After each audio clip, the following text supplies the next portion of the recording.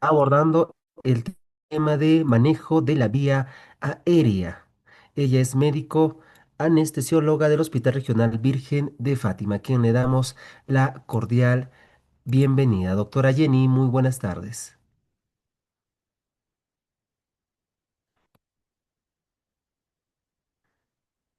Tal vez ingeniera pueda apoyarnos, está con su apellido, Calderón, en la sala, para que le pueda dar el coanfitrionaje, por favor.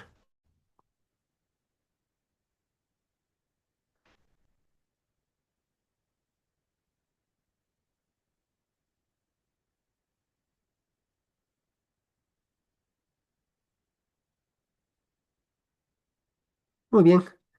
Doctora Jenny, ya tiene acceso. Adelante, por favor. Muy buenas tardes con todos. Bueno, mi nombre es Jenny Calderón. Voy a darles una pequeña eh, manifestación acerca de lo que es el manejo de la vía aérea. Discúlpenme la hora, tuve unos inconvenientes y problemas técnicos con la computadora que estoy utilizando.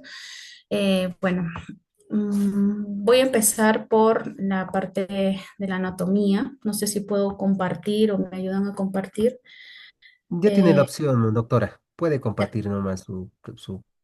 ya, gracias. Bueno, eh, voy a darles algunos datitos importantes con respecto a lo que es el manejo de la vía aérea. Para ello tenemos que tener, recordar más que todo la anatomía de la vía aérea. Como nosotros ya tenemos conocimiento, el oxígeno atraviesa las vías nasales, pasa a la faringe, a la laringe, a la tráquea, luego a los bronquiolos primarios, secundarios, viene el bronquiolo terminal, los alveolos, que es donde se produce pues el intercambio gaseoso, tanto de CO2 como de oxígeno, ¿ya? Como pueden ver acá, tenemos todo lo que es la anatomía, empezando de las vías nasales, la faringe, la tráquea y los bronquios, ¿no? Con sus respectivas ramificaciones que terminan en los bronquiolos primarios, los bronquiolos secundarios, y luego vamos a encontrar los alveolos, donde se produce lo que les acabo de mencionar, el intercambio gaseoso. Por acá, esto está dentro de los pulmones, que está en la caja torácica, que está cubierta eh, por la pleura visceral y la pleura parietal. Y posteriormente a ellos, o anterior, digamos, se encuentran pues los músculos de la respiración, como son los músculos intercostales internos y los intercostales externos. También tenemos por debajo de la caja torácica el diafragma, que eso también permite, ¿no?, la expansión torácica y cuando tenemos una buena ventilación, ¿no? Pero cuando esta está, digamos, alterada, eh, estos músculos más bien hacen lo opuesto, ¿no? La idea es que haya amplexación, o sea, que se eleve, ¿no? Todo la caja torácica, pero cuando hay alguna alteración de ella, ya sea por obstrucción de las vías respiratorias, por algún traumatismo, ¿no? Cráneoencefálico, producto de algún, digamos, de algún accidente de tránsito, una caída, lo que sea, eso también hace que esa ventilación pues disminuya, ya no sea la misma que hacemos, ¿no? Cuando estamos sanos y cuando tenemos alguna lesión. Bueno, esta es la parte interna de los pulmones que tiene bastante que ver con lo que es la respiración, ¿no? Ya les he mencionado, ¿no? Los bronquios, después de la tráquea vienen los bronquios, los bronquiolos, tanto primarios como secundarios. Posteriormente a ello, pues vienen las ramificaciones, ¿no?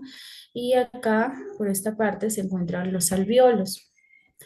Ya, no sé cómo reducir esto. A ver, ya. Por acá encontramos los alveolos. ¿no? En donde se va a producir lo que les he mencionado, el intercambio gaseoso. Que vamos a ver que en la pared capilar va a estar el CO2, que es lo que expulsamos nosotros. Y en la pared alveolar está el oxígeno, porque primero la persona cuando inspiramos, ¿no? Inspiramos el oxígeno que hay del medio externo y posteriormente a ello sale a través de la boca, pues sale el CO2. Pero cuando hay alguna alteración de ello, más bien en vez de que salga el CO2, se acumula el CO2 en nuestro cuerpo y eso a nivel central produce encefalopatía, ¿no? Por hipoxemia o puede ser por hipercapnia, que eso es lo que no queremos que suceda, ¿ya? Para, digamos, permeabilizar la vía aérea cuando hay alguna obstrucción o hay algún trauma o hay algún impedimento que, ¿no? que nos permita tener el acceso, ¿no? del oxígeno hacia nuestros pulmones, podemos utilizar ciertas maniobras y están la maniobra frente pulmón, perdón, frente mentón, que es cuando se coloca una mano, la mano dominante en en la parte, en la frente de la persona que está, ¿no? tendida puede ser en el suelo o puede ser en una camilla, ¿no? Entonces se coloca pues la mano dominante y con la otra mano, tanto con el dedo índice con el medio, se colocan debajo de la mitad inferior del mentón. Ahí se trata de hacer una pequeña elevación sin necesidad de mover la región cervical, porque si hay alguna lesión, ¿no? Podemos agravar esta situación. Con esto, ¿qué es lo que vamos a permitir? Que, que la lengua se aleje de la pared posterior de la faringe y con eso permita la permeabilidad de las vías aéreas. ¿Ya? Se debe asegurar la tracción solo de la parte ósea de la mandíbula, porque si nosotros hacemos la presión sobre los tejidos blandos, lo que a realizar es la obstrucción más bien de la vía respiratoria, ¿no? Entonces acá vemos que tanto la faringe, ¿no? La faringe como el epiglotis que está en la base de la lengua, entonces, como que se abre y eso posibilita el pasaje del aire. Ya. Con respecto hay otra maniobra que también se puede realizar, que muchas veces la hacemos en sala de operaciones, que es la tracción mandibular, que con eso es para permitirnos mm, abrir la vía aérea. ¿Cómo lo hacemos? Utilizamos los cuatro dedos últimos en el ángulo de la mandíbula, por eso cabemos aquí en el ángulo de la mandíbula inferior, colocamos cuatro dedos y a la altura de la comisura de la boca, como que tratamos de abrir un poco la boca de tal manera que se produzca elevación de la mandíbula y con eso va a quedar la vía aérea abierta, ¿no? Ligeramente. Ya. También se tiene que evaluar la permeabilidad de la vía aérea y para ello tenemos que visualizar, ¿no? Y estar a más o menos de 5 a 10 centímetros de la boca del sujeto o del paciente y, y visualizar la amplexación, o sea, la distensión de la caja torácica o no. Cuando hacemos esto, a veces escuchamos a través, ¿no? Del oído, escuchamos ciertos ruidos. Y, por ejemplo, si hay un ronquido, puede ser que la lengua esté eh, edematizada, ¿no? Y esto produzca el ronquido. O puede ser que haya gorgoteo, ¿no? Que es como un sonido, ¿no? Eh, y esto nos permite más o menos identificar que hay secreción, que puede ser secreción mucosa de la boca, ¿no? La sangre, que puede haber que haya, haya comido algo el paciente, qué sé yo, y le haya hecho una lesión, ¿no? A nivel de la faringe, de la laringe, ¿no? Que haya ocasionado la sangre o que haya vómito, ¿no? Y con esto lo que podemos hacer es la cabeza del paciente o del sujeto, colocarla, lateralizarlo y comenzar a aspirar las secreciones. También podemos encontrar estridor, que puede ser provocado por edema de las cuerdas bucales o por cuando se encuentra un cuerpo extraño, ¿no? Hay estrechez de la vía aérea.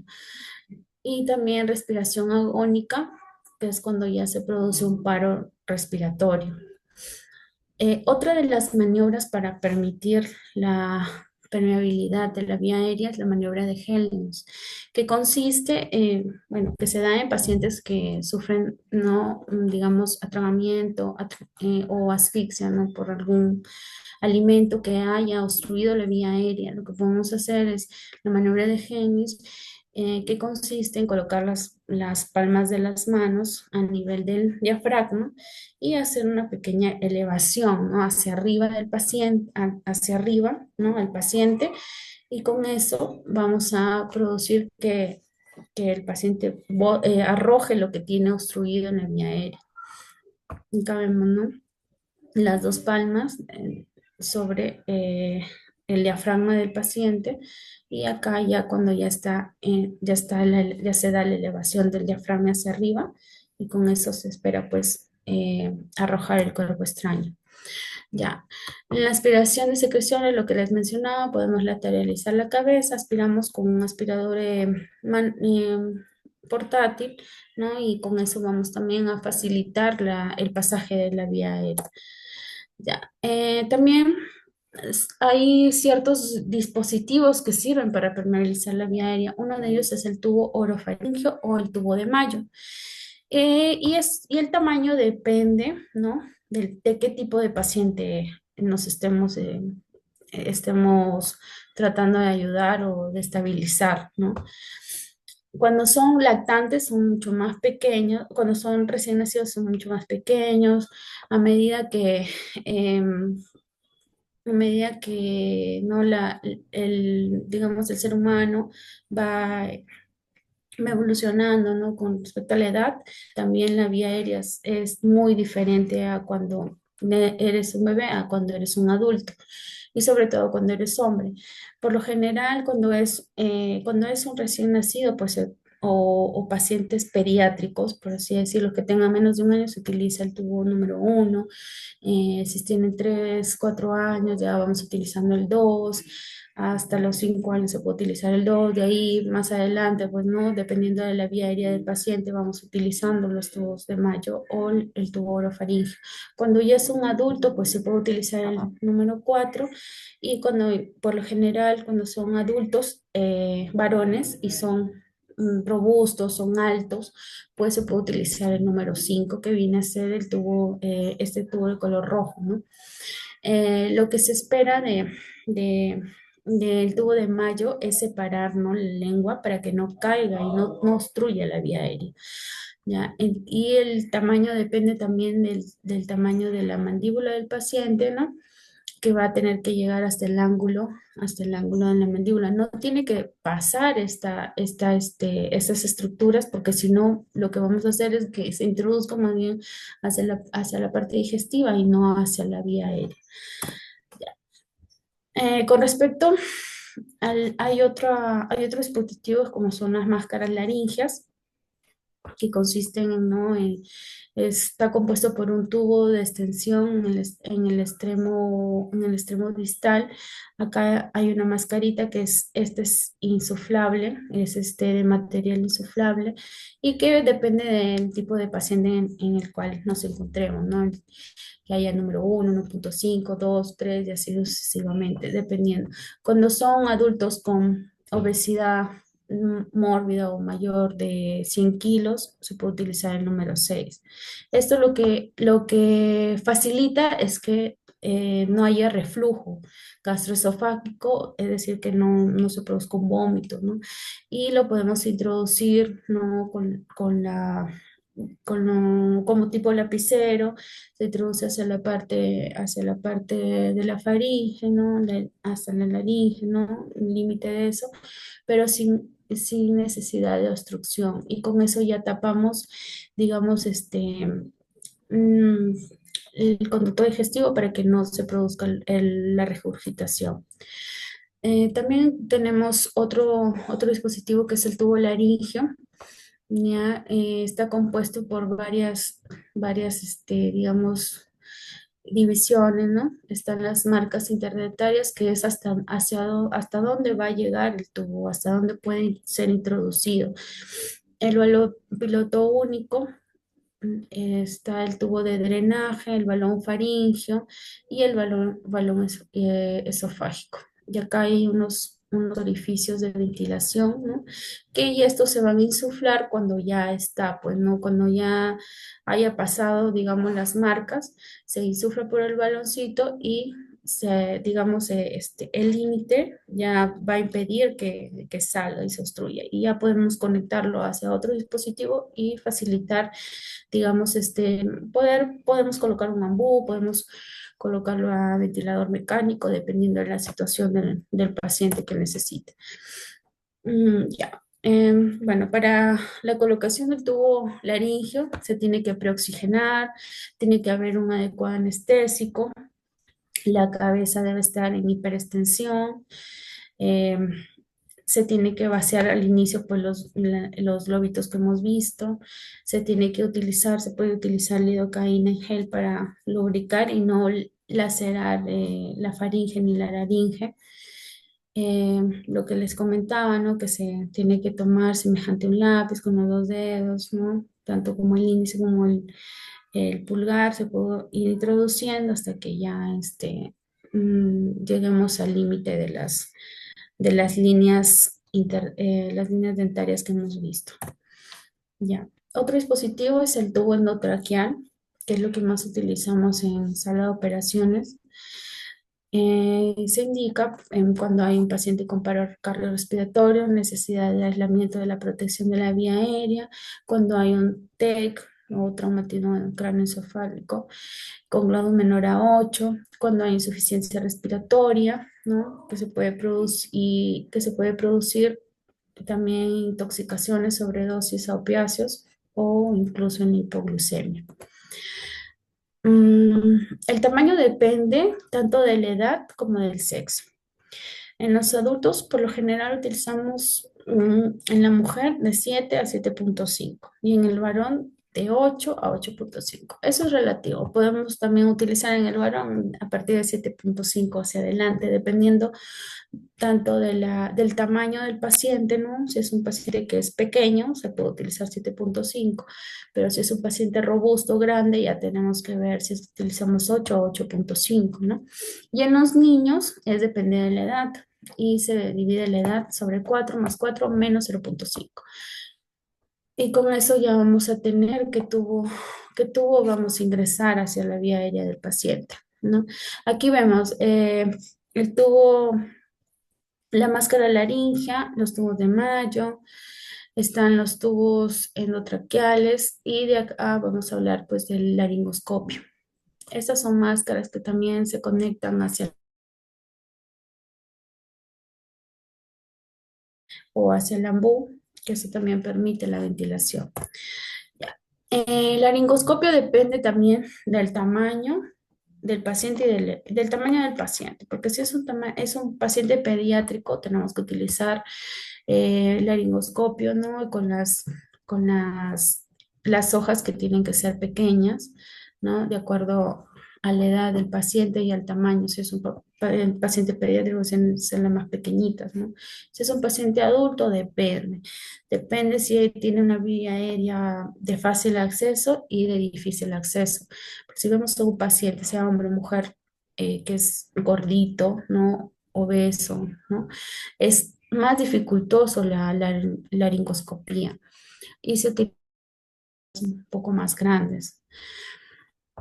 Este es el manguito, del laringoscopio, y estas son las palas o las hojas de Miller o Mason.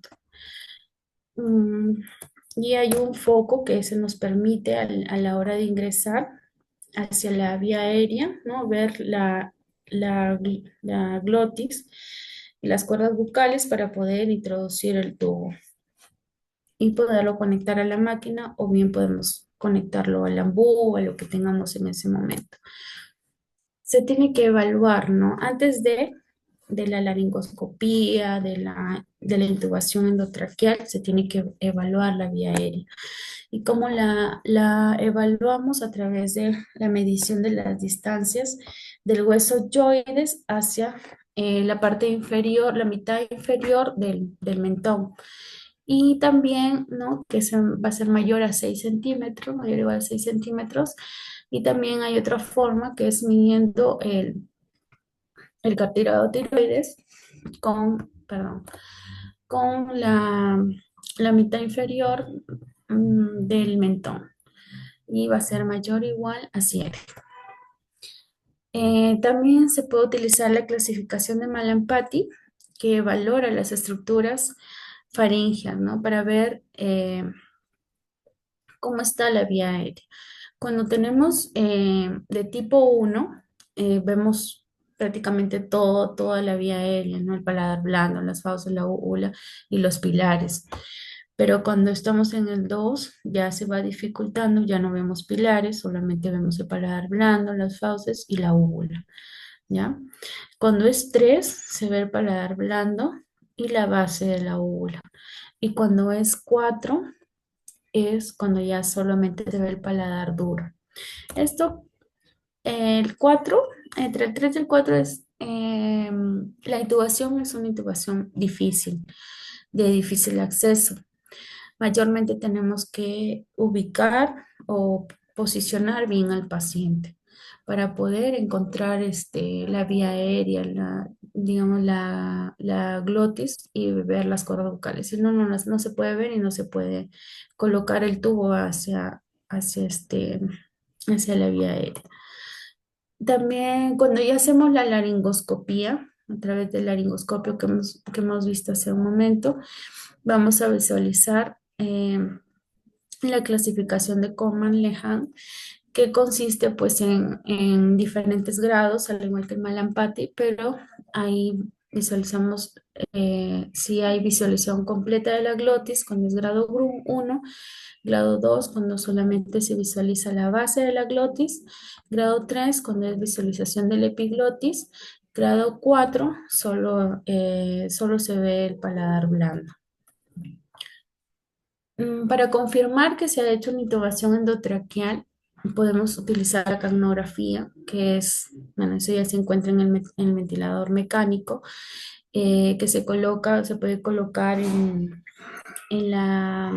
digamos, en la vía aérea del paciente a través de la nariz, como si fuese un vaporcito. Ahí vemos que realmente se está produciendo, ¿no? Se ha realizado una buena intubación. También se tiene que auscultar la simetría de los ruidos pulmonares, se tiene que auscultar también si hay algún cambio, ¿no? Cambio en los ruidos, en la posición del paciente. Y también se debe colocar una buena presión del cable, especialmente cuando hay cirugías largas. Y procedemos a fijar el tubo endotraqueal, que con, em, puede ser con una gasa, puede ser con esparadrapo, ¿no? Para que se sostenga bien el tubo y no se pueda estubar, y de paso puede ocasionar un paro cardiorrespiratorio, ¿no? Ya, acá encontramos el dispositivo de la válvula máscara, lo que les mencionaba, las mascaritas. Perdón, ay, disculpen. Este es el ambú, y acá es una bolsita al momento que se comienza a presionar este ambú, se abre esa bolsita como que se llena, ¿no? Y así. Y esto lo permite que también oxigenar al paciente. ¿Ya? Para ello se utiliza la técnica S, que consiste en colocar los tres dedos últimos de nuestra mano dominante hacia la mandíbula del paciente y formar como una especie de C en la mascarita, lo que ven acá, ¿no? La C, que es la que rodea la máscara, y los tres dedos en la mandíbula del paciente, en el borde de la mandíbula del paciente. También se puede realizar reanimación con dos rescatadores, ¿no? Mientras uno eh, realiza la técnica S, ¿no? Con sus manos, el otro puede insuflar la bolsa, ¿no? La bolsa o el ambu. Y bueno, eso es todo lo que puedo eh, aportarles para conocimiento, ¿no? De cualquier ocasión, puede ser un accidente, podemos ser en casa o lo que sea, podemos, ¿no? Tratar de que el paciente o la persona, el sujeto, nuestro familiar, no entre a parada cardiorrespiratoria, ¿no? Y con eso poder salvarle la vida. Bueno, eso sería todo. Muchas gracias por su atención.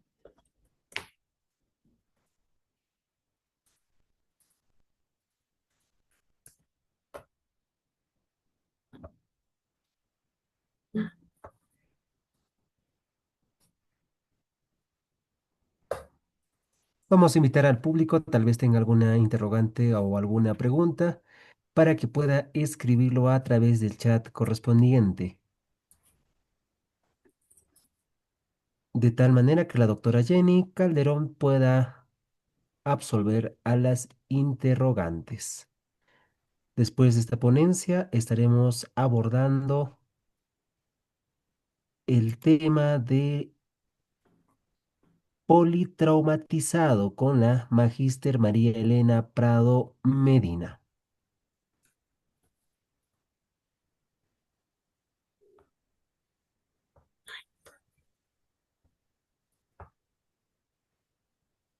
Mm. Mientras formulan sus respectivas preguntas, indicarles a esta sala Zoom que ya se ha compartido el enlace de la asistencia.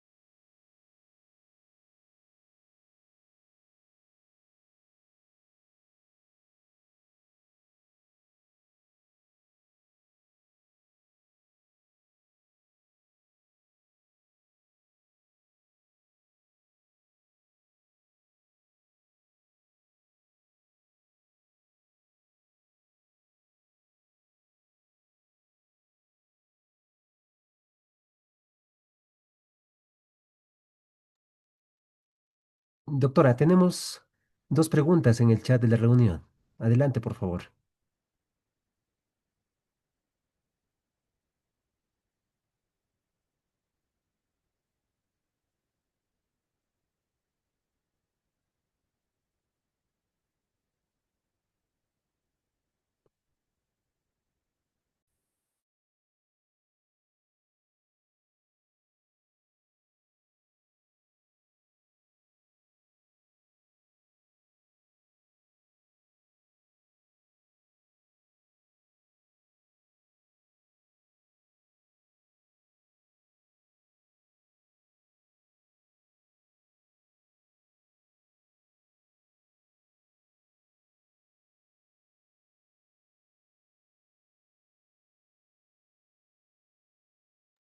Por favor, ingeniera, tal vez pueda nuevamente compartirle la opción de coanfitrionaje a la doctora Jenny.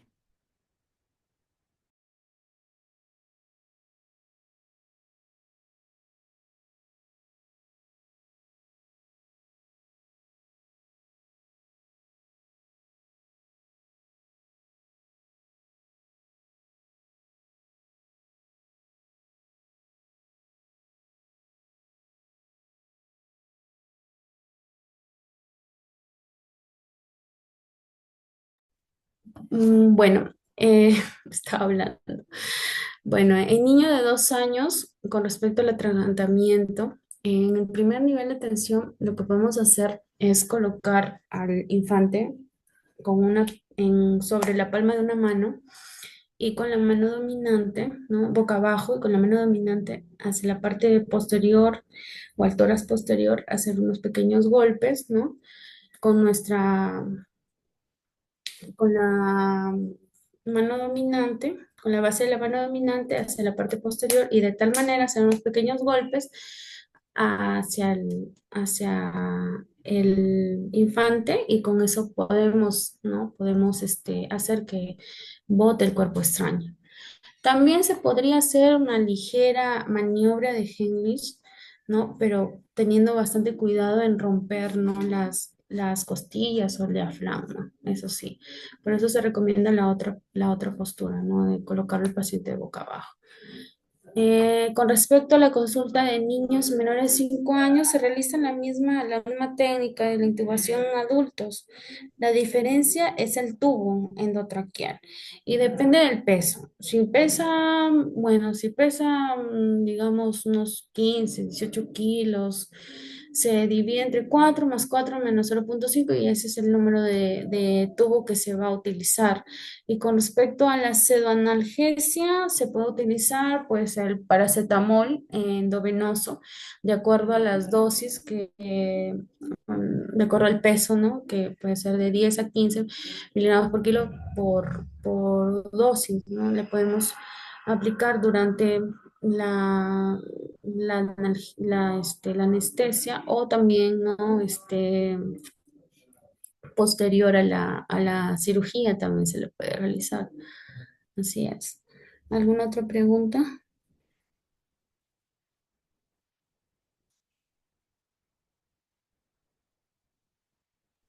Creo que ya no tenemos más preguntas, doctora Jenny. Ya, muy bien, muchas gracias. Muy bien, agradecerle hacia su persona, doctora Jenny Calderón, por este tema relacionado a lo que es el manejo de la vía aérea.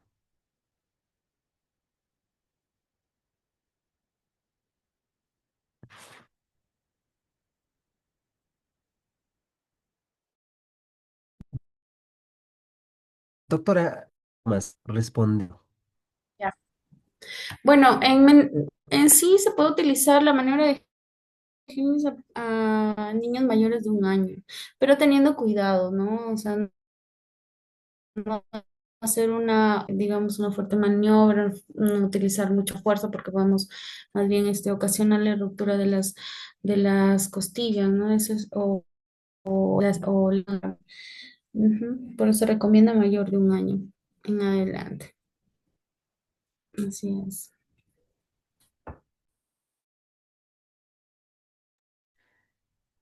Ahora sí creo que ya no tenemos más preguntas. En tal sentido, queda agradecerle una vez más a usted, doctora Jenny Calderón Olivares, por este tema de manejo de la vía aérea.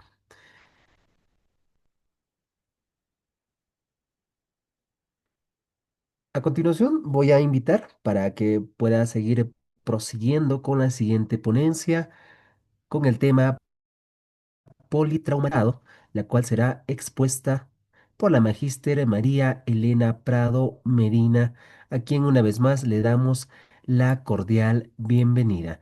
Magíster María Elena, muy buenas noches.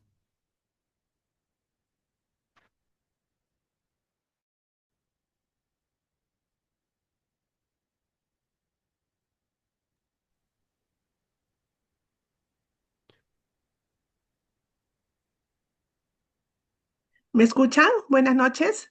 Ya, Correcto, listo. ahora sí le Ahora escuchamos, sí. magíster. Bueno, en continuación, em, les voy a compartir mi siguiente presentación, que son pacientes politraumatizados. A ver, voy a compartir.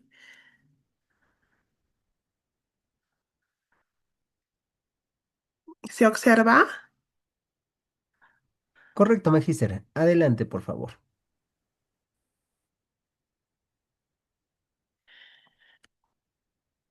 bueno, con todos los participantes en la plataforma Zoom. En esta oportunidad les voy a hablar sobre gestión del cuidado de pacientes politraumatizados. Sino antes compartir algo del perfil epidemiológico en el Perú. Según la población más afectada es el sexo masculino, de 65 a 89%. La tenemos en este tipo de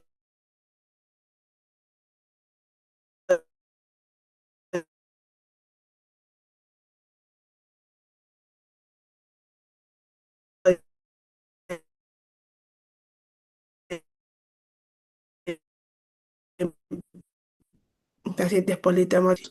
Estadística del año pasado, entre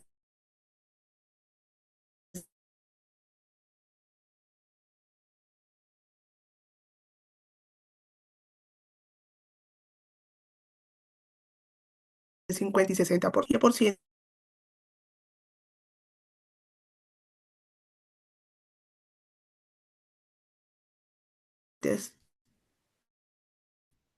Son, como decía, de manera leve el trauma torácico cerrado junto con las fracturas y las contusiones. La mortalidad varía según la región y la severidad de estos casos, siendo significativamente elevada en pacientes con factores de riesgo de ingreso, ¿no? Según la herramienta de RTC, ese que diga tiene la alta capacidad predictiva de mortalidad intrahospitalaria. Es de sus pacientes que ingresan a las salas de emergencia tiene igual una alta tasa de mortalidad según este perfil epidemiológico, ¿no? ¿Qué podríamos decir? Vamos a introducir específicamente el tema con un pequeño concepto. Según la OMS, se considera un paciente politraumatizado que interna, etcétera, ¿no? Al menos una de ellas es potencialmente mortal. Requiere atención inmediata y coordinada porque para prevenir la muerte o secuelas graves. Entonces, es uno de los casos de estos pacientes politraumatizados que requieren una atención inmediata, rápida y oportuna en las áreas de emergencia, tanto en las áreas intrahospitalarias como en las áreas hospitalarias, ¿no? Es porque el hospital y una atención inmediata y coordinada, ¿no? Las causas más frecuentes son los accidentes de tránsito, ya sean choque, atropellos, duras. El segundo, las caídas de alturas, hay accidentes laborales, aplastamiento, herida por arma o exposiciones. Entonces, estas son las cuatro causas más frecuentes para llevar a un paciente politraumatizado, ¿no? Entonces hablaríamos sobre el ABCD de pacientes politraumatizados. A, hablamos de las vías aéreas; B, de la respiratoria; C, de la circulatoria; la D, del déficit neurológico; y la E, la exposición. Vamos a continuación, esta presentación, vamos a abarcar estos 5 puntos, el ABCD del paciente politraumatizado. ¿Qué diríamos entonces para iniciar esta presentación? Diríamos que A es el objetivo importante de la vía aérea, mantener esta vía aérea permeable e inmovilizar la columna vertebral. Esto es importantísimo porque este tipo de pacientes pueden tener lesiones cervicales. Si tienen lesiones cervicales, tenemos que manejar bien la parte extrahospitalaria, es decir, la inmovilización de las cervicales, y poner un collarín, inmovilizarlo, cuidar, inmovilizar esta cervical hasta que no se compruebe lo contrario, que no haya una fractura, ¿no? La B, el objetivo principal es mantener una buena ventilación, y tenemos que evaluar los pulmones, la pared torácica, el diafragma. El C, en cuanto a la circulación, tenemos que evaluar si hay hemorragias internas o externas. Lo principal es tener la colocación de una vía periférica. En la D vamos a hablar sobre la parte neurológica, donde se evaluará el Glasgow. Y este Glasgow siempre viendo si está aislado del consumo de alcohol o de drogas, ¿no?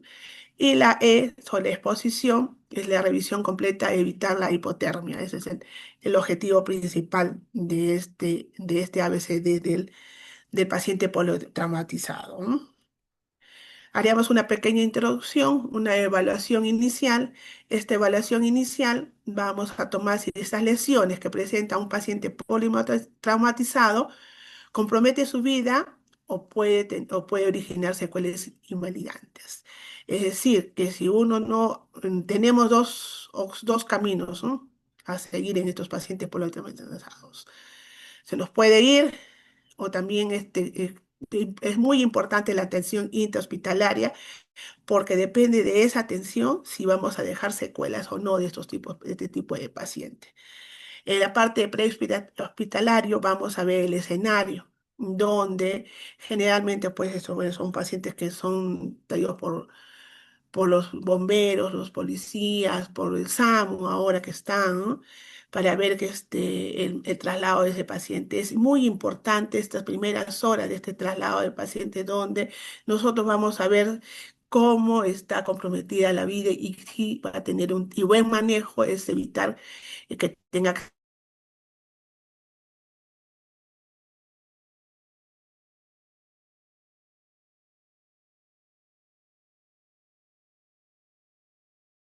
secuelas posteriores. Conocimiento primario, es decir, si el paciente requiere una resucitación inmediata, eso es lo primero que tenemos que hacer, es el conocimiento primario, lo que inicialmente en la parte extrahospitalaria, donde nosotros vamos a reconocer si este paciente es candidato a esta resucitación, si está en parada, si está comprometido su parte respiratoria, entonces para ver las vías aéreas, manejar las vías aéreas, entonces es importantísimo el conocimiento primario.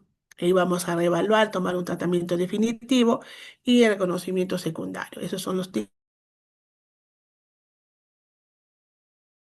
de la introducción de politraumatizados. Este reconocimiento primario, ¿en qué consiste? En mantener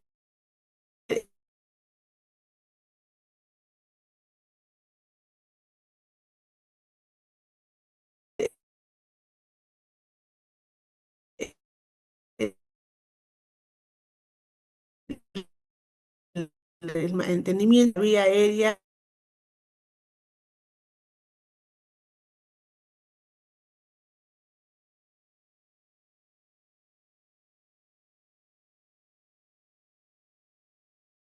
interno, tenemos que y el estado neurológico, una valoración rápida. ¿Cómo está?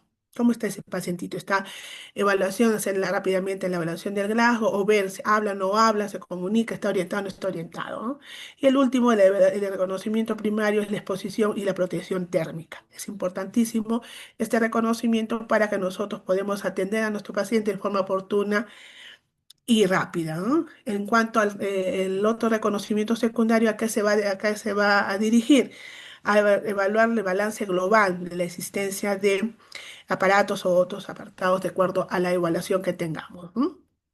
Entonces hablaremos primero sobre la vía aérea y el control cervical. Ya les hablé primordialmente sobre el control de la cervical, es decir, el uso de este collarín rígido hasta no demostrar lo contrario y manejarlo con mucha cautela, no hiperextensión, no moverlo, no lateralizarlo, esta cervical hasta que controlemos su radiografía y vemos si está comprometido o no. Las causas de estas obstrucciones de las vías aéreas, vamos a ver la evaluación de bajo nivel de conciencia. Entonces, si hay un bajo nivel de conciencia, algo está pasando con nuestro paciente. Tenemos que evaluar en la parte de la cavidad oral si hay una obstrucción de un cuerpo extraño o hay una hemorragia masiva en la parte de la cavidad oral. Tenemos que evaluar para verificar estas causas posibles de esta obstrucción de las vías aéreas. También el otro es la traumatismo maxilofacial grave, también producto a esta volcadura, producto a este accidente, ¿eh? Tenemos que evaluar y eso también hace que sea una causa de obstrucción de estas vías aéreas. Y la quemadura inhalada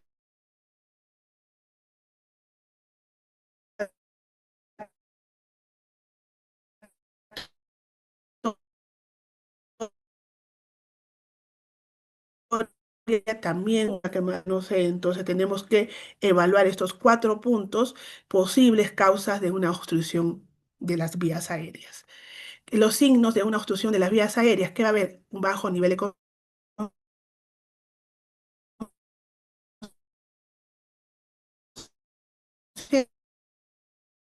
el paciente un quejido, va a estar comprometida su conciencia, hay que tener cuidado, ver la evaluación de estos signos de obstrucción. Va a haber un tipo como hablaba anteriormente la doctora, el tipo de estridor, va a haber ronquidos, va a haber afonía.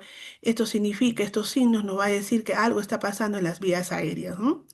Va a haber una inadecuada aleación de la tráquea, a veces hay una malforma, hay un tipo de desplazamiento que también hace que nosotros el tórax veamos y es inestable. Entonces va a haber va a haber tiraje, va a haber escasa o nula expansión torácica a la exhalación, a la auscultación y una cianosis, ¿no? Una cianosis, una cianosis, vamos a ver que son signos de obstrucción de las vías aéreas. Entonces estos puntos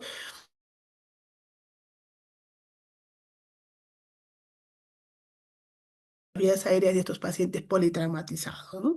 El objetivo de esta permeabilización de estas vías aéreas es asegurar una vía aérea permeable protegiendo siempre la columna vertebral. No nos olvidemos que ellos participantes, que eso sí es importantísimo, ¿no?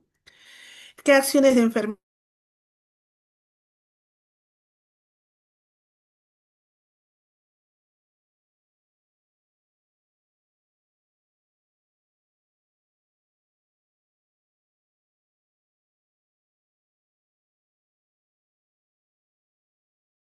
anormales como ronquido, estridor, goteo?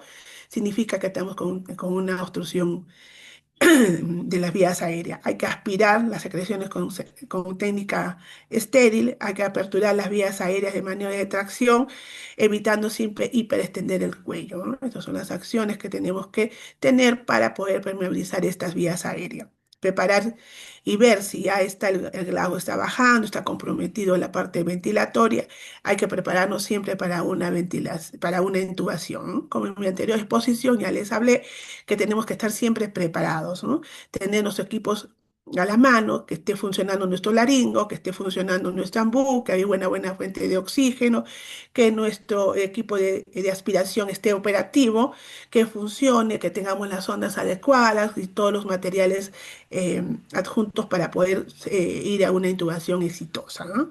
Administrar el oxígeno suplementario de acuerdo requiere, si no es por tubo, qué tipo de dispositivo de oxígeno vamos a usar, ¿no? Si es cánula, reservorio o Venturi. Esas son las acciones principales que debemos tener nosotros para esta apertura de la vía aérea. El manejo de esta vía aérea es apertura de la vía, elevación o tracción mandibular, no llegando siempre a no hacer la hiperextensión. Hay que desextruir, mantenimiento siempre las permeables, ya sea por cánulas faríngeas, las vías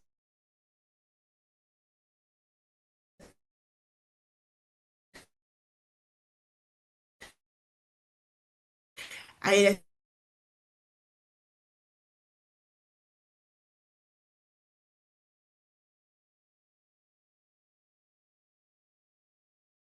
inmediatamente. Si vemos que está un hemotórax de atención, tenemos un tórax inestable o hay una herida torácica abierta o un hemostórax masivo, hay que evaluar, identificar qué amenaza a esta ventilación que tiene que ser tratada inmediatamente, ¿no?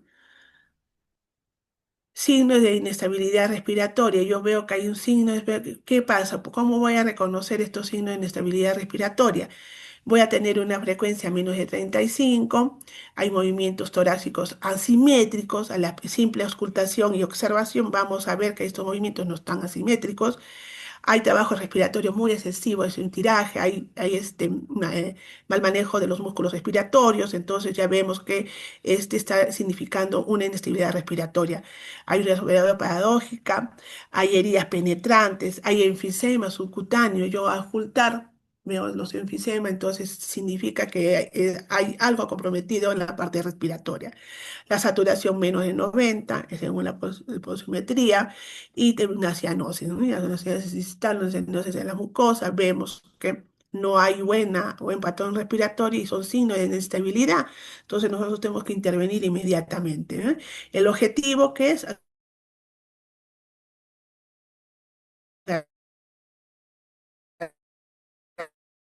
garantizar la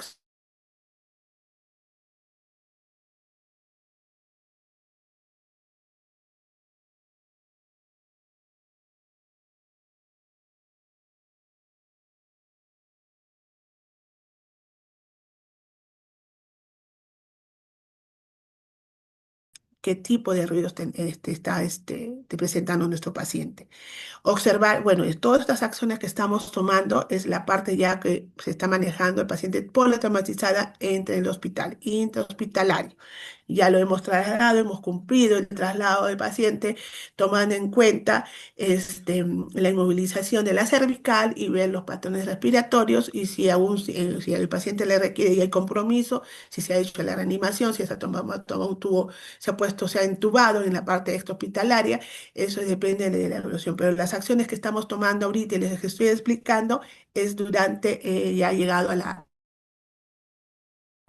áreas, observar si hay un signo de hemotoras, o hay un estado inestable. Administrar el oxígeno, el alto flujo en estos casos, porque ya veo que la frecuencia está menos, los movimientos torácicos están disminuidos, el músculo accesorio están tomados, hay ruidos ruidos anormales respiratorios, entonces ya significa que vemos que un paciente está yéndose con un hemotor, entonces ya significa que tenemos que usar oxígeno, ya ahí no voy a usar un oxígeno de cánula binasal, voy a ya usar oxígeno de alto flujo, ya sea de reservorio o de cánula de alto flujo según la necesidad. Entonces ya ahí yo, ese paciente es candidato para una máscara de reservorio, ¿no? Colaborar siempre con la asistencia de ventilación asistida si hay compromiso. Es decir, si ya vemos que el compromiso ventilatorio está tomado, ya significa que este paciente tenemos que entubarlo, ¿no? Si hay compromiso y en las mejores condiciones. Monitorizar la saturación de oxígeno y los gases de sangre arteriales que ya les expliqué en la anterior exposición, ¿no? Preparar todo, si es que hay un hemotórax o un hemotórax, preparar todo para un drenaje torácico según la indicación del médico. Eso es muy importante, son cuidados de enfermería que ya yo veo que hay un patrón y hay evidencia de que te vamos a hacer un procedimiento de drenaje torácico en las áreas de emergencia, donde viene el emergencista o el cirujano cardiovascular y realiza este drenaje, ¿no? Siempre teniendo cuidado con este circuito cerrado, con nuestro sello de agua, no se olviden, el manejo de estos frascos de drenaje, que es importante y son cuidados de enfermería, el sello de agua. ¿Ah? Nosotros en el hospital lo tenemos protocolizado, son 100, 400 centímetros de suero fisiológico. Lo tenemos y lo marcamos, donde tenemos ahí en la parte superior dos pipetas, una para que haga el circuito de aspiración positiva y el otro que tiene que estar introducido, el que va a ir al drenaje en sí va a ir introducido 1 o 2 centímetros en este sello de agua para que haga ese gorgoteo y se pueda hacer este sistema cerrado de drenaje. ¿No? No nos olvidemos que esa pipeta larga, bueno, me he olvidado ponerle dibujito de pipeta larga, tiene que estar sumergido en este sello de agua. Si no está sumergido en este sello de agua, podemos hacer más complicaciones. En vez de mejorar, le vamos a complicar a nuestro paciente. Entonces, preparar todo con el circuito de zona de drenaje para poder hacer este drenaje torácico y poder nosotros asistir al médico y el manejo y los cuidados que son muy importantes. El sello tiene que ser hermético, por ningún lado puede haber fuga, la tubería tiene que estar conectado al frasco de drenaje, haciendo siempre estos sellos de agua y herméticos que no pueden entrar por ningún lado nada de fuga de aire, ¿eh? Sino en vez de ayudarlos vamos a complicar a nuestros pacientitos, ¿no? La otra causa es la causa del shock, que estamos hablando de la parte C de de este manejo de estos pacientes politraumatizados, donde vamos a buscar si hay signos de hipoperfusión, si hay un tipo de shock en el trauma, ya sea shock hipovolémico, cardiogénico, no sé qué tipo de shock puede llegar a nuestro paciente. A veces cuando son traumatismos abdominal cerrados, siempre generalmente se hacen los shock hipovolémicos, donde tenemos que manejar con fluidos y con mucho cuidado, ¿no? La reposición por volumen, es decir, cuánto está perdiendo, si vemos en este drenaje torácico se está perdiendo, tenemos que ir haciendo reposición, ¿no? Reposición de volumen, tenemos que ir, y eso para eso es importantísimo, es una vez que viene el paciente y estamos ya en la parte ventilatoria, ya estamos, lo hemos entubado, vamos a ver ahora la parte del del shock hipovolémico, siempre ponerle sondas vesical, ¿no? La sonda vesical para hacer la evaluación de ingresos y egresos, que es importantísimo en los pacientes chocados por el shock hipovolémico, y ver, ¿no? Y también usamos el ácido tranexámico para prevención del sangrado, ¿no? Para controlar el sangrado. El objetivo de este es mantener la perfusión tisular y controlar las hemorragias, ¿no? Las acciones de enfermería: evalúa el pulso, presión arterial, el relleno capilar, la coloración de la piel, si está pálida, y ahí si está pálida significa que está perdiendo sangre, ¿no? Entonces, si está taquicárdico, hipotenso, sabemos que está el paciente cruzando con un shock hipovolémico. El control inmediato de las hemorragias: si hay una herida expuesta, sangrante, hacer los torniquetes necesarios para poder hacer las compresiones directas en estos sangrados que observan en estos tipos de pacientes. Importantísimo, queridos participantes, nosotros como enfermera inglesa, el paciente politraumatizado, debemos canalizar dos vías periféricas, tener dos. Bueno, acá le he puesto 14 y 16, que tengamos dos 18, es suficiente para administrar los cristaloides o los cloruros de sodio al 9% o el lactatorrinche. No debemos evitar las soluciones glucosadas. En pacientes politraumatizados no debemos usar este tipo de soluciones. ¿Por qué? Porque el paciente, bueno, viene por un traumatismo, se estresa, está estresado, ha creado un tipo, entonces libera el cortisol, entonces al liberar el cortisol, ellos aumenta la glicemia, la glucosa, se aumenta por ese tipo de traumatismo que tiene. Entonces, si yo le voy a poner soluciones glucosas, voy a aumentar más la glicemia. Y si yo aumento más la glicemia, puedo producir más el edema cerebral que esté cruzando. No, no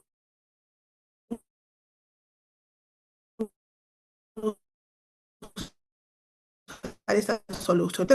Vamos a evaluar y lo que vamos a transferir a nuestros pacientes. Generalmente nosotros usamos el cloruro de sodio y el lactato de Gindi, y en algunos casos el Ebacel para poder compensar, ¿no? Compensar, tenemos que ver lo que ingresa, sale, porque si tenemos un balance positivo, entonces vamos a edematizar a nuestro paciente y podemos hacer también un edema agudo del pulmón por los fluidos que estamos ingresando, ¿no? Nosotros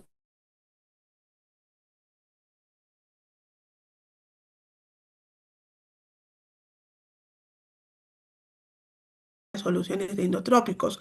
Estas soluciones de inotrópicos para mejorar la presión y así tener una mejor perfusión, pero eso tenemos que primero manejar los fluidos. Yo les hablo mucho de este shock hipovolémico que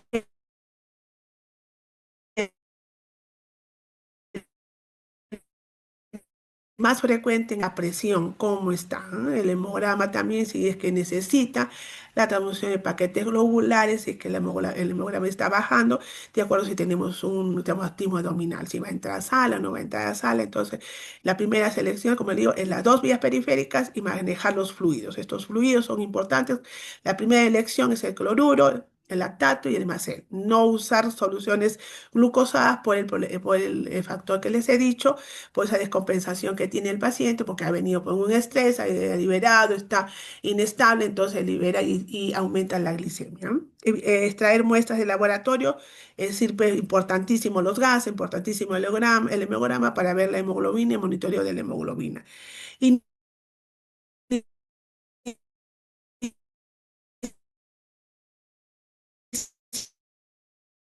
el protocolo son los cuidados que tenemos que tener en enfermería en estos tipos de show, en este tipo de diálisis labón de que te estamos haciendo en pacientes politraumatizados, ¿no? Pulso, presión y relleno. En el siguiente punto les voy a hablar sobre la evaluación neurológica.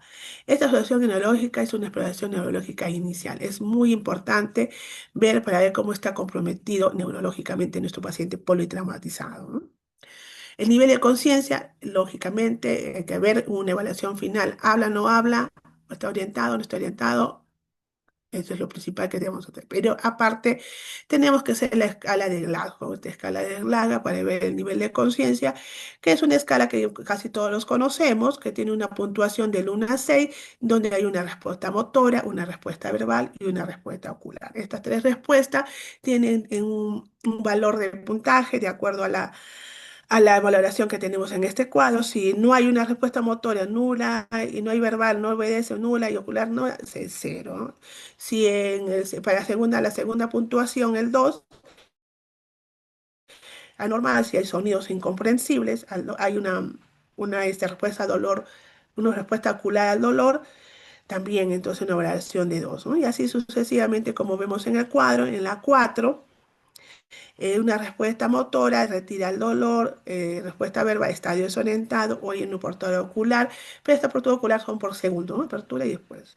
La 5 localiza el dolor, verbal orientado y punto 6 que obedece orden. Entonces, una puntuación normal de 14, ¿no?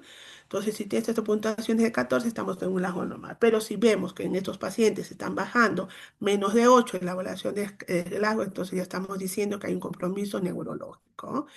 En la evaluación inicial de este y la reanimación de estos pacientes neurológicos con este tipo de evaluación, hay que permeabilizar la vía aérea, el estricto control cervical, ¿no? Nuevamente acá nos habla y nos dice que el estricto control cervical, ¿no? Si el Glasgow está menos de 9, hay que priorizar el aumento de la PI con una sedación. Es decir, si tiene un Glasgow de 9 y está excitado, nosotros ya debemos pensar en una sedación, porque si no, el paciente está excitado, está intranquilo, va a tener más presión en la parte intracerebral, entonces no nos conviene que esa parte neurológica esté tranquilo, ¿no? Para que no haya ese tipo de presión. Entonces hay que iniciar ya a pensar en una sedación previa, ¿no? Identificar si hay lesiones para comprometer la ventilación, la circulación y los controles de la hemorragia, que tengamos una PAN de 90, ¿no? Esto es en cuanto a la circulación de la hemorragia. En cuanto al objetivo, evaluar y prevenir el deterioro neurológico. Es el objetivo principal que debemos tener, ¿no? Las acciones de enfermería es evaluar el nivel de conciencia, ¿no? Está alerta a la voz, al dolor inconsciente o el Glasgow. Evaluar las pupilas.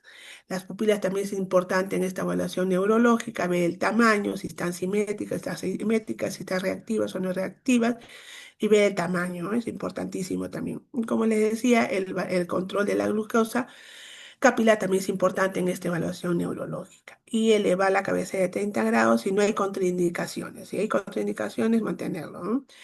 Y si está estabilizado hemodinámicamente también. Depende mucho de la evaluación inicial, ¿sí? Porque no sabemos todavía del problema de compromiso cervical. Tenemos que tener al 30 grados. Si no hay otra contraindicación, normal, ¿no? En cuanto a la exposición, en cuanto a la exposición, hay una evaluación completa, evitar la hipotermia y buscar algunas lesiones adicionales. Esta exposición es la número donde nosotros vamos a hablar sobre el entorno de nuestro paciente, donde vamos a evitar la hipotermia, eso es lo más importante, ¿no? El objetivo principal es detectar lesiones ocultas y prevenir la hipotermia.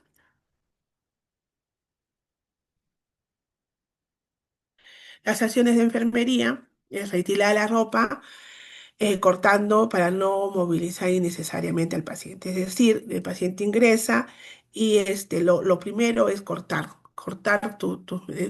moverlo lo menos posible a nuestro paciente. Eso es importante porque depende de eso, de la estabilidad de nuestro paciente.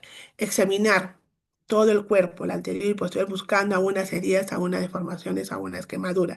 Es importantísimo esta evaluación de nuestro paciente politraumatizado. Cubrir al paciente con mantas térmicas. Hay que pensar en que ellos son candidatos a hacer una hipotermia. Entonces, estas mantas térmicas, estos dispositivos de calentamiento, que a veces pues en nuestras unidades no lo tenemos, pero tenemos mantas, ¿no? Tratar de que que el paciente esté para poder mantener la temperatura adecuada. ¿M?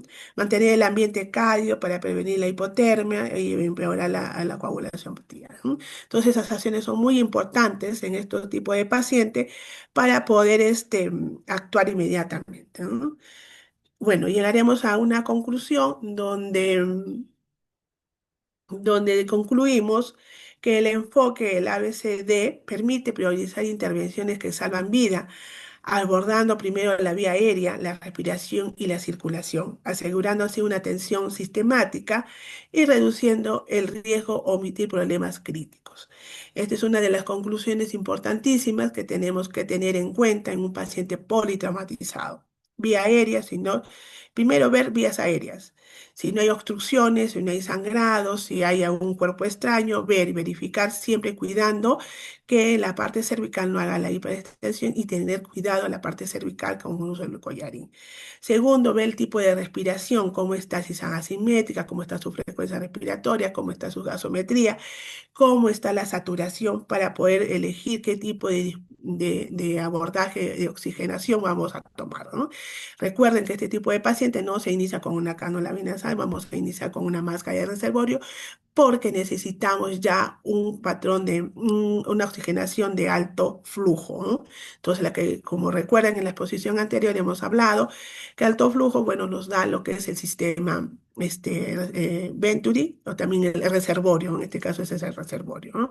Y ver si es candidato o no a una intubación, ¿no? Esta intubación siempre cuidando la parte cervical de nuestro paciente para poder intubar, ¿no?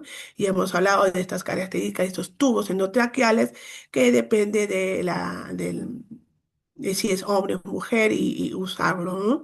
Y la parte de la circulación es importantísimo, ver la evidencia si hay una fractura, si hay algo expuesto, si hay un traumatismo cerrado, un traumatismo abierto, ver el monitoreo de la presión para ver si estamos frente a un shock hipovolémico. Shock hipovolémico es por pérdida de líquidos.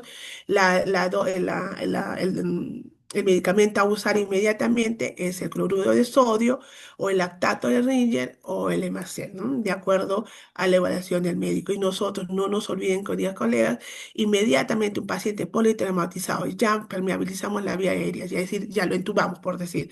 Lo intubamos ya en la segunda parte, ya hicimos de la vía aérea, hicimos de respiratorio, ya está en un, en su platón ventilatorio ya está en condiciones, entonces hablemos ahora de que está circulatorio, entonces, ¿qué está pasando? ¿Por qué está hipotenso nuestro paciente? Hay que ponerle inmediatamente una sonda vesical. Con esta sonda vesical vamos a ir haciendo nuestro balance, cuánto ingresa, cuánto sale de líquido, porque también tenemos que evitar una sobredosis, decir que podemos hacer un edema agudo de pulmón porque la palabra es encharcar, ¿no? Estamos encharcando, se está encharcando, esa no es la palabra, pero realmente la usamos en este tipo de pacientes cuando ingresamos líquido a gran demanda porque no sube la presión ni una presión, el líquido responde hasta cierta medida. Hasta cierta medida responden los líquidos, pero ya tenemos que ver que ya este paciente tiene que ser candidato de uso de inotrópicos, ya sea la dopamina, ya sea la noradrenalina o la adrenalina. Y recuerden, cuando tengamos este tipo de medicamentos inotrópicos, el paciente generalmente tiene que estar con una catéter venoso central, o si no, si no es que en ese momento no le hemos puesto, pues lo ideal es eso, ¿no? Realmente los pacientes en las unidades de shock trauma inmediatamente ponemos ya los catéter para la sedación, para poder mantener esta parte ventilatoria, pero en la circulatoria también si tenemos nosotros. Recuerden que estos pacientes tienen que tener dos vías periféricas. Si ya yo veo que va a ser candidato a un neotrópico, ya hay una tercera vía, ¿no? Para poder usar esta vía que sea exclusivamente para estos inotrópicos. Recuerden, colegas, queridos participantes, en los usos inotrópicos,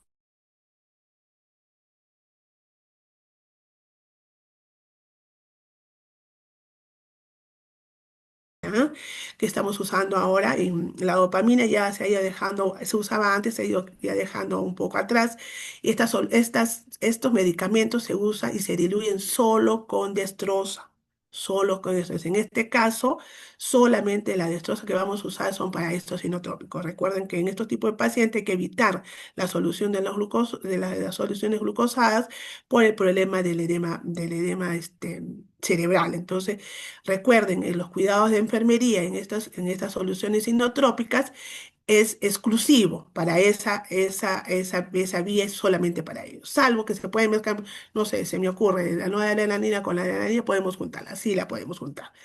Pero no puede ser con la sedación, por ejemplo, no puede ir junto con la sedación, mucho menos con la hidratación, mucho menos con los medicamentos exclusivos y rotularlo adrenalina o noradrenalina en la parte distal del dispositivo de la bomba de difusión, debemos poner eso, ¿no? En el caso de que tenemos una vía periférica, ser segura que esté en vía que esté bien identificado, que esté en vía. Y una vez, por ejemplo, no sé, se me ocurre que yo comencé en la vía periférica la noradrenalina y la quiero cambiar de catéter, sí lo puedo hacer. Pero recuerde que esa vía tenemos que retirarla. Generalmente nosotros la retiramos porque no puedes tú usarla después, porque recuerda que hay una extensión, hay disc que tiene todavía noradrenalina, salvo que la puedo yo jalar y lavarla y sacarle esa solución que queda ahí. Porque si yo vengo y le pongo, no sé, se me ocurre el cloruro al chorro, imagínense cuánto de noradrenalina estoy pasando. Entonces le puedo producir una taquicardia, le puedo producir una alteración, un paro, algo, porque es pequeña dosis. Entonces nosotros como enfermeras tenemos que tener cuidado, cuidado sobre la administración de esa noradrenalina, ¿no? Entonces la retiramos, le pasamos al catéter. En el catéter, ¿en qué lumen va a pasar? En el proximal, porque en el distal, recuerden colegas, el distal es para las infusiones, para el medicamento y para la hidratación. Entonces yo le voy a poner en el proximal, le voy a poner todo lo que son mis inotrópicos. En el medial voy a poner todo lo que son mis infusiones de sedación. Y en el distal solo todo es para la hidratación, para el manejo de fluidos y todo eso, ¿no? Entonces esos son los cuidados de enfermería que deben tener. En el caso, por ejemplo, cuando ya se retira de esta noradrenalina, es importante que ese lumen también se lave, ¿no? Se jale la parte de la adrenalina o se decirle a la colega, ¿no? Este paciente ha salido de los inotrópicos, pero te estoy dejando este lumen todavía con inotrópicos porque tenemos que esperar, porque a veces pueden regresar nuevamente a los inotrópicos, ¿no? Entonces, tener y comunicarlo, ¿no? Para que ese paciente, esa colega, tenga cuidado para que no pueda usar ese lumen con otras infusiones, ¿no? Porque es muy delicado y muy complicado usarla y podemos, en vez de mejorar, empeorar a nuestros pacientes. Entonces, esos son cuidados básicos de enfermería. ¿M? Entonces, rotularlo siempre, qué solución está, anotarlo siempre en las notas de enfermería que se está iniciando, ¿no? Estas soluciones de no adrenalina y estas soluciones de inotópicos, recuerden que con qué solución se va a diluir con lo que es destroza, ¿no? Y así vamos a asegurar una atención sistemática y reduciendo los riesgos de emitir a los pacientes muy críticos. Otra conclusión que hemos llegado a esta exposición es que la actuación de enfermería es decidida en cada etapa, ya que se incluye desde la etapa inicial, el soporte vital, la monitorización, la preparación de material para intervención médica, todo mantenimiento y movilización cervical y la seguridad importante, en seguridad del paciente. Esta segunda conclusión habla de la importancia del trabajo de enfermería en equipo. ¿No? Nosotros intervenimos desde la parte inicial, en la parte esta hospitalaria también hay colegas que están en diferentes ambulancias que pueden recoger. Tenemos muchas enfermeras que son también enfermeros que son bomberos, ¿no? Y bueno, y ahora con esto de la intervención del MINSA, del SAMU, que también están, están atendiendo en la parte extrahospitalaria, donde enfermería también interviene, donde enfermería también va a cuidar al paciente que tenga secuelas, ¿no? Primero, recuperar su vida, ¿no? Y segundo, que tenga secuelas, ¿no? Eso es muy importante, ¿eh? El soporte vital, ver si en ese momento, saber, ¿no? Juntamente con el médico y ver los dos, evaluar y decir, bueno, este paciente va candidato a una intubación, ya yo voy preparándome para la intubación o el dispositivo de oxígeno que requieren en este paciente, ¿eh? Y la monitorización. Es importante esta monitorización de la intervención de enfermería, donde nosotros vamos a estar presentes, siempre monitoreando cómo está la frecuencia respiratoria, cómo está la presión, cómo está el pulso, cómo está la parte neurológica, cómo están las pupilas. ¿No? Porque a veces nosotros evaluamos la parte del Glasgow tanto, Glasgow 8, pero a veces nos olvidamos las pupilas y de repente vas a evaluar con cuentas unas pupilas tipo muñeca, unas pupilas tipo así, midriáticas, tipo anisocóricas, entonces te das cuenta que ya hay un compromiso neurológico, entonces es importantísimo y poner también en nuestras notas de enfermería cómo estamos evaluando en la parte de las pupilas, ¿no? Es importantísimo para ver cómo está yendo, está monitorizando a nuestros pacientes continuo, continuo, claro, y continuar el proceso de atención es oportuna, rápida de la atención de este tipo de paciente. Bueno, y la preparación para el material, ¿no? Si va a ser, va a tomar un catéter, si va a ser un drenaje, como les hablaba anteriormente, drenaje, drenaje torácico, para ver también el monitoreo, cómo está. de acuerdo a que estamos encontrando con este tipo de pacientes. Este tipo de pacientes es bien complicado, son pacientes que tienen mayor demanda en la atención de médica y enfermería, porque puede venir con muchas complicaciones, ¿no? No solamente una, pueden traer mucho porque no sabemos cómo ha sido su accidente, qué tipo de lesión, si ha habido daño hepático, ha habido daño renal, no sabemos, ¿no? Entonces, este es un paciente bastante complicado, por eso es importante el trabajo en equipo y en coordinaciones con todos los otros profesionales, ¿no? Para llevar el éxito y recuperar y mejorar su salud y también evitar, lo más importante es evitar las secuelas, ¿no? Entonces, con esto, esta intervención, nosotros vamos a tener la seguridad del paciente, ¿no? Que incluimos, si no estamos entre la intervención, sí lo estamos, queridos colegas, ¿no? Y tercer conclusión que llegamos nosotros, que es la revaloración constante, es esencial porque el estado del paciente politraumatizado puede deteriorarse rápidamente. Seguir el ABCD de forma clínica, así vas a garantizar una detección temprana de complicaciones y mejorar el pronóstico. Es importante esta revaloración, que el conocimiento, y hacemos el reconocimiento secundario, que es importante la reevaluación constante de nuestros pacientes para poder tener una detección temprana de algún tipo de complicación, ¿no? Porque a veces, ¿qué ha pasado? A veces han entrado, yo me acuerdo mucho de un paciente que entraba a las O15 conversando en un accidente de tránsito conversando y de repente fue bajando la parte neurológica, se comprometió la parte ventilatoria, entonces se iba comprometiendo y en cuestión de 2, 3 horas el paciente ya ingresado caminando, ¿no? Él ingresaba hablando. Por eso es importante que también orientar y hablar con con los familiares el estado de cómo está su paciente. Bueno, nosotros como enfermera no estamos autorizadas de dar ese tipo de informes, solo los médicos, pero que sí podemos dar un poco de tranquilidad y decir cómo están nuestros pacientes, ¿no? Porque a veces, muchas veces los familiares están detrás de esa puerta de Navidad de shock trauma de las emergencias que no saben de cómo están sus pacientitos, ¿no?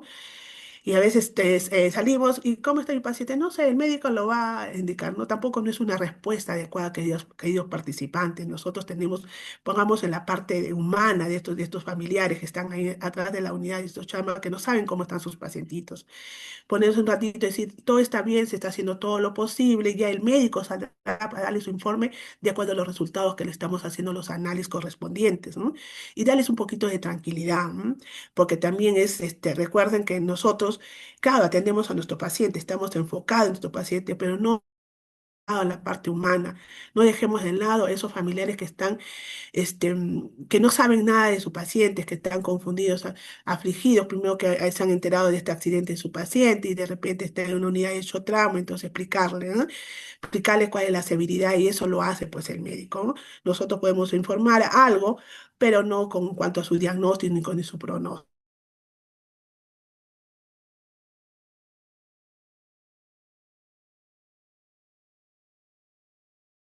De temprana de las complicaciones y mejorar el pronóstico, ¿no?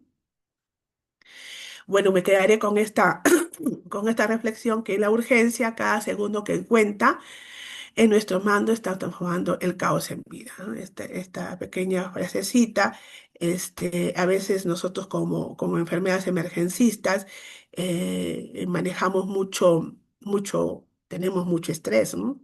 Hay mucho estrés por el tipo de paciente que manejamos, el escenario que manejamos, pero eso no hace de que nosotros no nos olvidemos que en nuestras manos está transformar ese caos, ¿no? De vida en la parte, como les dije anteriormente, parte humanizada, ¿no? En nuestra mano está que ese paciente se pueda recuperar y que no tenga secuelas. Bien importante prevenir. Y nosotros como personal de salud está en nuestras manos.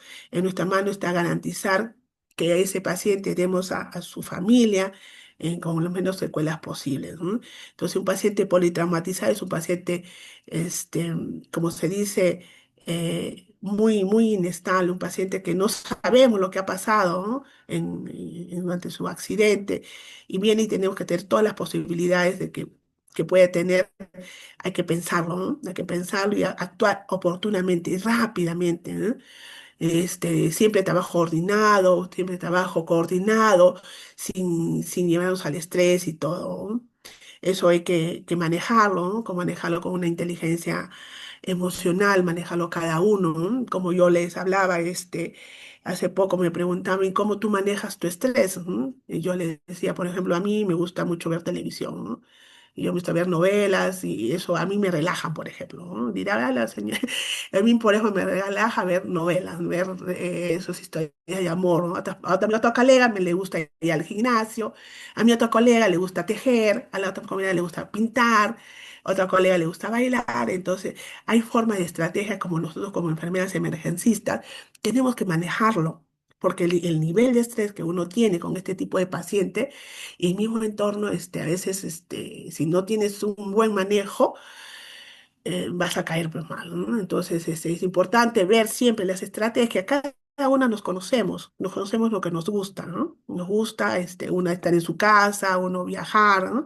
Buscar para que esta estabilidad entre lo que manejamos en este tipo de pacientes, este tipo de escenarios que son las emergencias.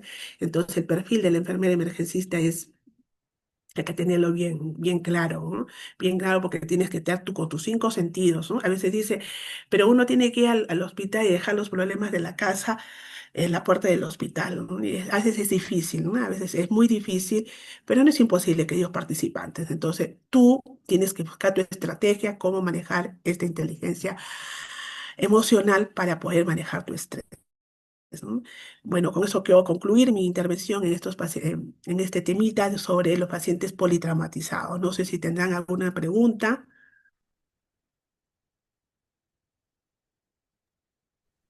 Magistra María Elena, tenemos varias preguntas a través de nuestro chat. Sí, justo veo que dice el caso de traumatismo cervical por accidente que tipo. Hay el collarín rígido. Hay un collarín rígido y un collarín blando. Nosotros tenemos que usar el collarín rígido, es decir, ese grande que tiene con un dispositivo, un orificio, ese tenemos que manejar. Ese es el más apropiado porque es el rígido, ¿ya? Y generalmente los tenemos para poder inmovilizar. Mi consulta en primer nivel no contamos con collarín. Uy, pero ustedes tienen un programa de emergencias y desastres, ¿no? O no llevan, creo que llevan en el primer nivel de atención, así como el programa de inmunizaciones, yo creo que tienen uno de emergencia y deberían tener. Si no, te debe tener, se debe tener, y eso debes, bueno,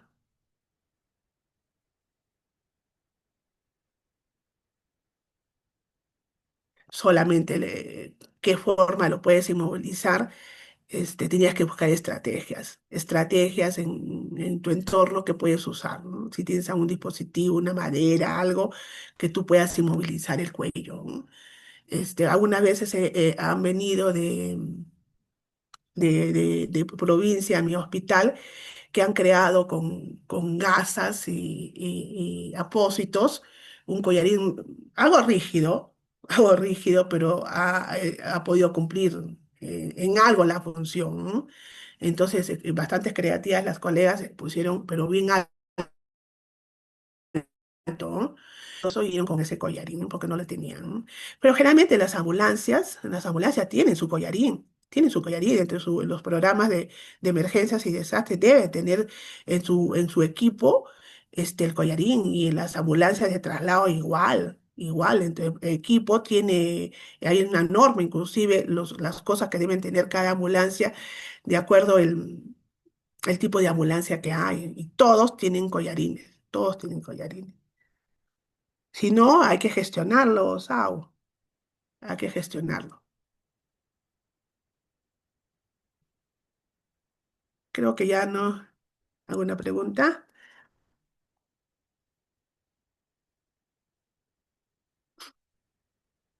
Bueno, agradecería al comité organizador de este curso de emergencias respiratorias y cardiovasculares y neurológicas por la invitación. Espero que hayan cumplido con sus expectativas en mi ponencia. Agradecer anticipadamente a todos los participantes que nos están acompañando hasta esa hora por la virtualidad. Agradecerle más bien a usted de manera muy cordial, Magístera María Elena, por esta ponencia, esta segunda ponencia, y esperemos que pues cada uno de los participantes hayan podido fortalecer mejor el tema de esta información relacionada, ¿no? con este manejo de lo que es el politraumatizado. Finalmente, Magíster María Elena, ¿algo más que quisiera agregar en esta parte final? Nada, solamente éxitos en este curso y que sus objetivos se cumplan, sobre todo en la región Amazonas. Y un cariño fraterno desde Arequipa. Muchas gracias una vez más, Magíster María Elena, por acompañarnos en esta tarde en relación pues a este curso de emergencias respiratorias, cardiovasculares y neurológicas. Muchas gracias.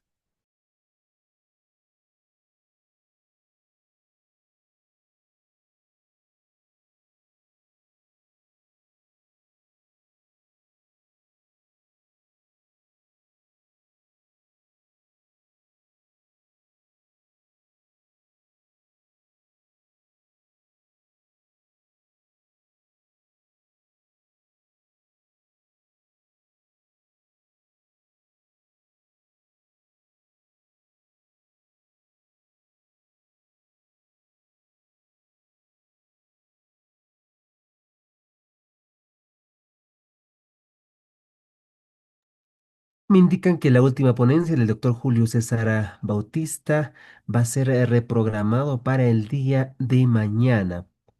Con esa información, por favor. El tema de avances en emergencias hipertensivas con el doctor Julio César Bautista Suta para el día de mañana. En tal sentido, pues hemos llegado a esta parte final de este primer día, pero sin antes indicarles, por favor, que para el día de mañana tenemos las siguientes ponencias programadas en este curso de emergencias respiratorias, cardiovasculares y neurológicas. A partir de las 2 de la tarde se estará va a ser el manejo del derrame pleural en la emergencia con el expositor, el doctor Washington Claudio Villafuerte Jara, quien es neumólogo. Asimismo, la siguiente ponencia se estará abordando el tema de hemoptisis masiva, también con el mismo ponente, el doctor Washington Villafuerte. Para la tercera ponencia se estará abordando el tema de ventilación no invasiva con la doctora Kelly Quirita González, médico intensivista del Hospital Adolfo Guevara Velasco. De ahí tendremos un pequeño intermedio para luego continuar con el siguiente tema que va a ser edema agudo del pulmón con la doctora Kelly Quirita González. Inmediatamente después de ello se estará abordando dos temas. La primera, angina inestable, y el segundo, manejo de taquicardia en emergencia con el doctor Nasalzai Vargas Pacheco, quien es cardiólogo de la ciudad de Cusco. Y finalmente, el tema de dolor torácico en emergencias con el doctor Agustín Guaroto García. Y para el día viernes, atención, para el día viernes estaremos abordando los temas de el manejo de las braquicardias en emergencias con el doctor Eder Zairitupa Flores, quien es médico especialista en medicina de emergencias y desastres. Después el tema de lo que son infecciones más frecuentes en el SIDA con el doctor Marco Antonio Apaza Suaña. En la tercera ponencia del día viernes, el tema de crisis migrañosa en la emergencia con el doctor Eder Zairi Tupac. Después del intermedio estaremos abordando los temas de meningitis bacteriana con el doctor Eder, el síndrome convulsivo con el licenciado Julio Cabello López. Asimismo, el tema de hemorragia intracerebral no traumática con el doctor Joel Aldo Vilca Vilca. De esta manera, pues, se les comparte todo el temario correspondiente a lo que será este curso de emergencias respiratorias, cardiovasculares y neurológicas. En tal sentido, pues, una vez más vamos a compartir para los participantes que registrado el tema de su asistencia, el enlace a través del chat correspondiente. para que puedan registrar la asistencia. Asimismo, también hemos solicitado, ¿no?, el tema de los materiales correspondientes para también poderlos compartir con cada uno de los participantes. Este material, obviamente, permitirá siempre